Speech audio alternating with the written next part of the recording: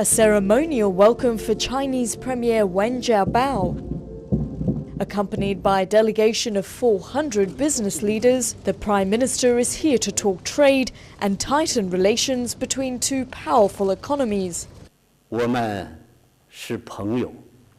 We are friends, not rivals.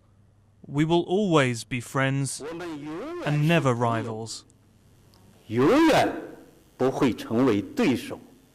But formalities aside, India-China relations are tense.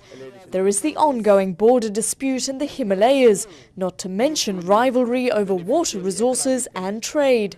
Mutual suspicions have always existed, with China's ambassador to India this week describing relations as very fragile. This fragility comes out of the misunderstanding between the two countries. From Indian point of view, always we think that China is against India, and in Chinese point of view, China thinks that India is against China. So this kind of little bit animosity kind of atmosphere exists between the two countries. These suspicions are heightened by the presence in India of Tibet's exiled spiritual leader, the Dalai Lama, who fled here 50 years ago after a failed uprising against Chinese rule. More than 100,000 Tibetans now live in India, staging protests like this to highlight their cause.